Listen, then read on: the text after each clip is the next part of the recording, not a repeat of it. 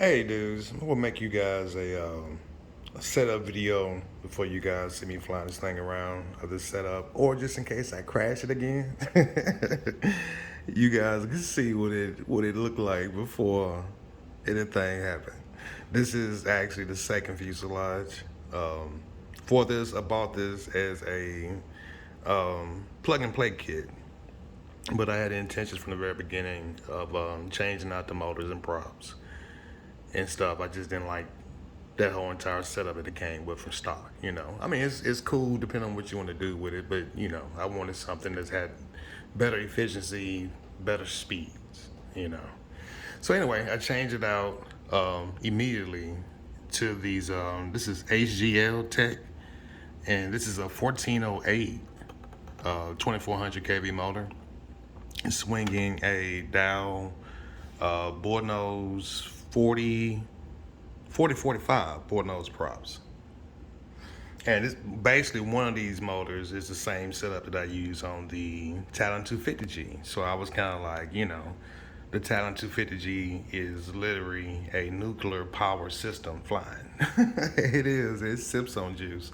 So I was thinking, maybe times two, a little bit heavier frame, that this would work out pretty good. As far as in the front, of course, you guys already kind of seen the panty tilt system. I came up with for this one. This is my belt-driven one with a shaft system on it. So this time, if you notice, there's no wires hanging off the back going to the fuselage and everything. The wires for the camera and this servo is actually just going straight into the shaft and going inside of the frame. Nice and neat. I mean, I was kind of shocked. I've been wanting to do this for a while, but it just took me a long time to find the shafts that was gonna be big enough to make this happen. So, but anyway, yeah, this one works out good. So this is a wire free, I would have to say, setup. Because with the other one, you did have to have the wires a certain length to get it to where it would never put the servo in any kind of bind. But anyway, that's that. The camera is a Foxeer Cat 3. That's my new FPV camera. I love them, because sometimes I do fly early in the morning or later in the evening in the low lights and stuff. And I love the picture quality of it. But I'm just leaving it like this for now. This plane may end up with a dual camera setup. One of them be HD.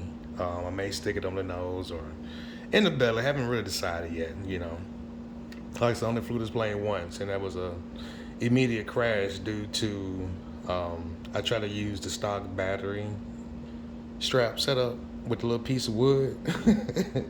Yeah, the battery I got a little bit too fat. So immediately once it took off, it CG shifted and it land darted, destroying just the nose of the fuselage, but everything else was fine.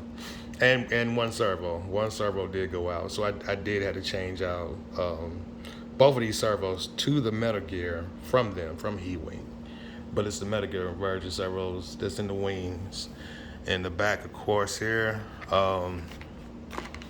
It's one of those little cheap race day quad specials, mini GPS, BN. Geez, I don't remember which one it is, but it's a small guy. Works fine. It's similar to the race day quad brand one, but this one's not the 3-volt one. This one can take 5 volts. Behind it, that's the Immortal T antenna coming out. I am running the Crossfire Nano Pro RX this time. They seem to, people are saying it's supposed to be better as far as telemetry wise goes. So we're going to check that out. And here, I made a custom mount here for, this is a 8KK video transmitter and DVR all in one setup. And of course, my custom mount for my Mad Mushroom video area systems.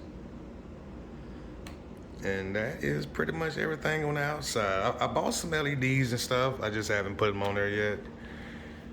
And we're just gonna keep it simple. But let's open up the hatch here. I think I'm trying to eat up too much time on this. This is a pretty basic, straightforward setup. You got, of course, you got your clean side and your dirty side, as I like to call it. Everything's separated out. But that's a Just pushing the plane backwards. Some Maytech buzzer. We got the Maytech F411 WTE down in there, and that is a Panasonic 1000 UF.